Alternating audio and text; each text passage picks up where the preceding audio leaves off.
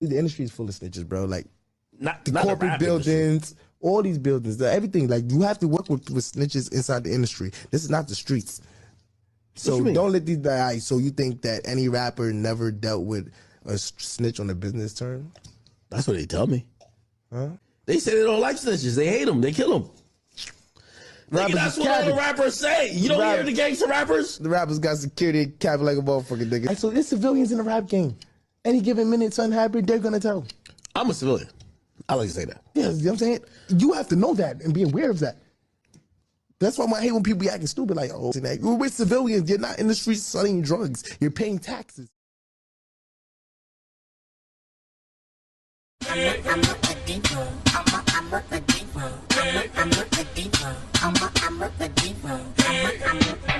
If you look on the internet, you can see a lot of people talking about snitching.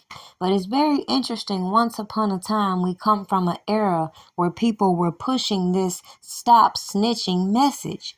But what's also interesting is you can use any given celebrity as a talking point to give a learning experience as to what is motivating these artists to do some of the things they've done. Take Bobby Shmurda, for example. When he was signed, he was representing a certain type of persona, but everybody noticed a very drastic shift from the moment he got out of his little jail situation. And the first thing we saw was people running with rumors and allegations, questioning his sexuality, questioning his credibility as a person, and nobody stops to wonder why he may have done this. Kinda like back in 2018 when I asked why a specific song of R. Kelly's was released on somebody else's platform. People had the excuse that he wasn't entitled to release music. So anybody with common sense will think back on artists like Taylor Smith or JoJo and wonder why all these people working on R. Kelly's behalf didn't make certain suggestions that would focus on him rebranding his image. Now, clearly, it's certain conversations you can't have with fans or fanatics, but at the end of the day, this was the major emphasis that I wanted to focus on when it came to people slandering and defaming Robert Kelly's name based on accusations and not considering the motivating factors. Now, as I see content emerging trying to point the finger and say that Robert Kelly is snitching on the industry, I find it very comical considering we see this same repetitive cycle regardless of what artist you want to focus in on how they're given these platforms and they come from less than humble beginnings, given these glorious lifestyles, and the minute they're not falling in line with certain agendas, we see how their characters are assassinated. I was a drug dealer, so once I got into a business, I understood the business. Like, I was a drug dealer since I was 12. I was outside. I don't know what junior high school looked like. I shot 13 motherfuckers, did all that shit in the street, did everything. You know what I'm saying? Big on me when I was like 17. You know what I'm saying? So it's different. I could like when I got into the industry and I really sat down in jail and I paid attention and read a book. Cause I could read. Just cause I dropped out didn't mean I know how to read. I was still reading and still learning shit, but I was homeschooling myself. I mean, when I got into jail and I read a book about the industry, it made perfect sense. It's just like the streets. So pay attention to what Bobby Shmurda just exposed and how the industry is just like the streets and how it's a lot of janky-ass people that'll be ready to plot on your downfall. So as I previously mentioned, he was signed as a certain type of image, and nobody had a problem with his specific lifestyle until a certain point. But it's very interesting once images started to emerge, people were quick to run with the narrative questioning his sexuality before they even got all of the facts based on the way they perceived the way he was moving. According to them, since he's gotten out of jail, he's been a little feminine with the way he's moving, and nobody considers that maybe this is a way for him to try to backtrack from the image that he was originally signed into the contract with. And just like that, people's speculations on the topic gave rise to this clout chaser to come out the woodworks and claim to be the person that was in a video that emerged of Bobby Shmurda, in which people were alleging it was a man, until, that is, Bobby Shmurda exposed it. I know I said I was going to get a girlfriend. I know I said I was going to start beating with your daddy. I know I said I was going to go to rehab. But I was just bullshitting, man. And just like that, the person in question comes out and tries to retract their statements. But what about all these platforms that gave credit to this false information? What about the defamation in that? Just like when it comes to all these accusers that were put on these platforms against Robert Kelly, who everybody wants to conveniently overlook the motivating factors that have them out here looking suspect now. Yet they are under the impression we should omit all of the people who were not credible coming against Robert Kelly just because they want to give a little hope in the few that they potentially like.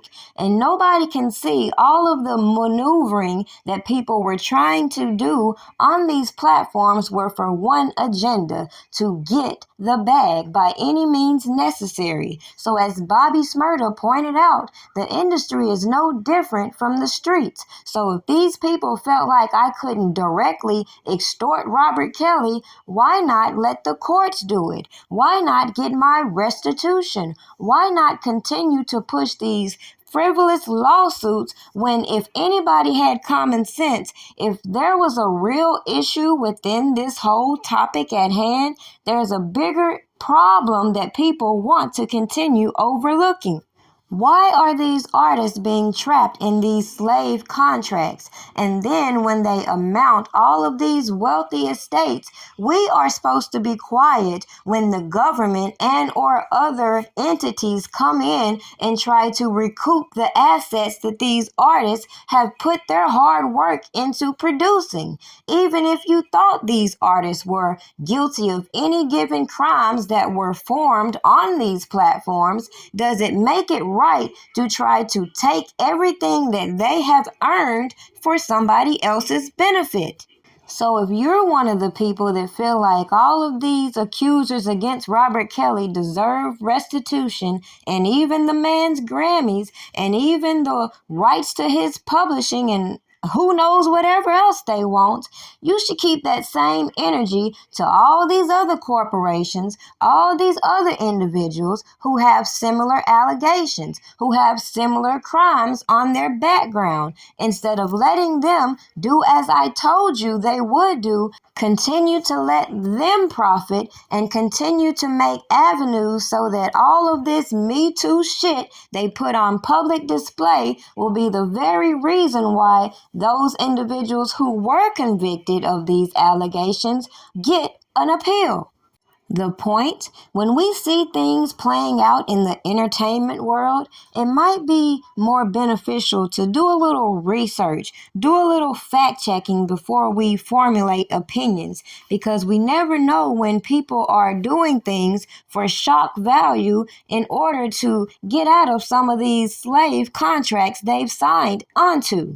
That's an OG strategy of trying to get out of your deal in terms of just abandoning the likeness that they basically, when you sign to a full deal, they own it. They own it, right? Yeah. And you basically, but they signed Lil Boom. They yeah. Me, nigga. They signed Lil Boom. They exactly. Signed me. That's what I want y'all to know. When you sign a deal, they signing you as the artist. They not signing you as the person, nigga. They don't own you, nigga. So don't ever make them. And they'll put in contracts now if you have any other alias. They do now, yeah. So for example, I guarantee if Atlantic is smart, right? If Atlantic is smart, they probably have NBA YoungBoy on a contract. It's called YoungBoy NBA just for not to copyright purposes. But it probably also says PKA NBA YoungBoy, comma, Lil Top. Yeah, that Top. He can't be like, yo, I'm dropping music as Lil Top now. No, nigga, we on Lil Top too.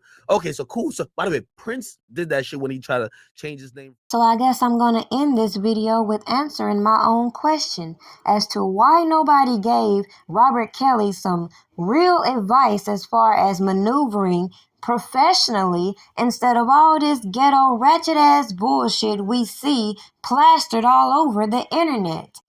It's obvious people are okay with the lifestyle you leave in the industry until you wake up out of the trance that got you to sign these janky ass contracts and realize that there's more to life than being somebody's crash dummy. The industry is full of snitches, bro. Like Not the the corporate rap industry. buildings, all these buildings, everything. Like you have to work with snitches inside the industry. This is not the streets. So you mean? don't let these guys. So you think that any rapper never dealt with a snitch on a business term? That's what they tell me.